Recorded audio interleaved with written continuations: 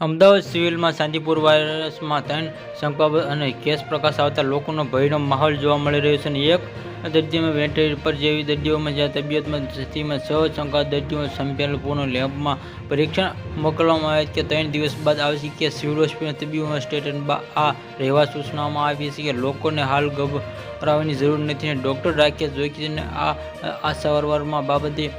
સવાર સિવિલના સુપ્રિન્ટેન્ડન્ટ રાકેશ જોશીને જણાવ્યું કે દર્દીમાં સેમ્પલ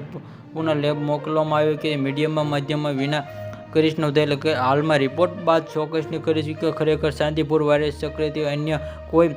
ઇન્ફેક્શન થાય અને શાંતિપુર વાયરસની સ્થિતિમાં આરોગ્ય વિભાગમાં મહત્તમ બેઠક મળશે કે રાજ્યના શાંતિપુર વાયરસની સ્થિતિમાં લઈ આરોગ્ય વિભાગ દ્વારા મહત્તમ બેઠક મળવાનાર આરોગ્ય મંત્રી અધ્યક્ષને મળવાની બેઠક શાંતિપુર વાયરસની સ્થિતિ મળી જિલ્લાના મહાનગર આરોગ્ય અધિકારીઓને વિડીયો કોન્ફરન્સ જોડાશે. બેઠક રાજ્યમાં આરોગ્ય વિભાગ દ્વારા અધિકારી પણ હાજર રહેશે અને રાજ્યની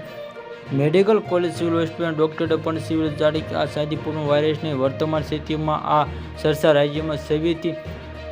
શાંતિપુર અને કેસ 14 મૃત્યુ પામ્યા છે અને શાંતિપુર વાયરસ સ્થિતિમાં લઈ આરોગ્ય વિભાગ મહત્તમ બેઠક શાંતિપુરમાં વાયરસમાં આરોગ્ય વિભાગમાં અધ્યક્ષમાં શાંતિપુરમાં આ